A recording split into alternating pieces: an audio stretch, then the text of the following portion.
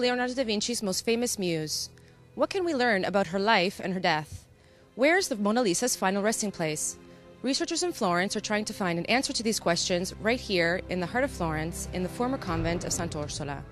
Located in the San Lorenzo area, Sant'Orsola has been abandoned for decades. The Mona Lisa's true identity has been one of the most intriguing mysteries in art history for centuries. Even though the sitter's identity was solved in 2007 when Leonardo scholar Giuseppe Palanti identified her as Lisa Gherardini, the wife of a very wealthy silk merchant in Florence, there still remains a few modern scholars who have doubts about her real identity. This is why Palanti and other scholars will collaborate with the province of Florence on an ambitious project to search for Gherardini's remains, right here in Sant'Orsola. Why Sant'Orsola? Historical documents reveal that Lisa Gherardini, after her husband's death, moved to Sant'Orsola and lived here with the nuns until her death at 65. She died in 1542. We're here with Professor Silvano Vinceti, who is the director of the search today, and he's going to tell us where they're looking and what exactly they're looking for and in what area of the convent. Allora, siamo all'interno del convento di Sant'Orsola, un convento che nasce nel 300 dalle Benedettine, poi dopo vengono sostituite dall'Ordine delle Francescane.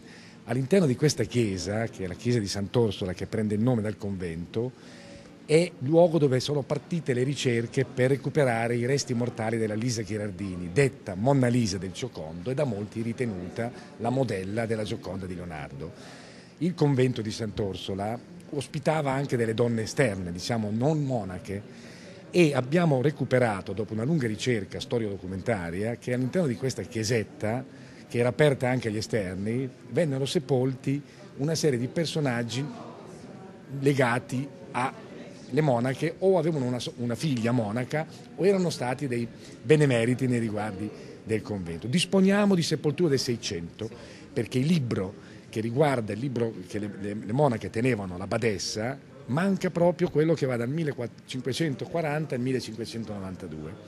Nel 1542 qui viene sepolta la Lisa Gherardini e viene riportato fedelmente da un documento trovato nel 2007 sia l'atto di morte che di sepoltura. Quindi l'inizio col georadar cominciamo ad accertare che cosa c'è in profondità fino a 3 metri. Non sappiamo dove è stata sepolta, ma sappiamo in quale luogo specifico, ma o è qui, o è nel chiostro, o è in quest'altro chiostro. Grazie. Prego. Preliminary georadar scans have located a crypt under one of Sant'Orsola's 2 churches, which researchers believe is her final resting place. The team started the hunt for Lisa Gherardini's bones on April 27th and 28th. If the results are positive, on May 9th, researchers will start digging for the Mona Lisa's bones right here in Sant'Orsola. So we're here in Sant'Orsola, in the area where a team of geologists and researchers and scholars are looking for the bones of Lisa Gherardini, who is the actual person, the real-life person of the sitter of the Mona Lisa. So the geologists are going to tell us how they're searching for the bones for the remains of the Mona Lisa underground. Yes, this is a georadar machine. It's a electromagnetic antenna arrays, and inside we have some transmitter and receivers, and we can send some waves inside the underground, and we receive the answer on this monitor directly as a hyperbola, and when you see an hyperbola, it means there is a target inside the underground. Okay. And how far can you see underground? With this machine, we can reach up to 6 meters maximum. Okay. How deep is what is underground here? Does anyone know, or do you know, or is that also a part of the search to find out how deep the area is underground? At the moment, we are analyzing the area. We suspect that there are some anomalies, targets, but of course we need to analyze more in deep by another software in Office, and we will study during the next days the results. Okay, thanks.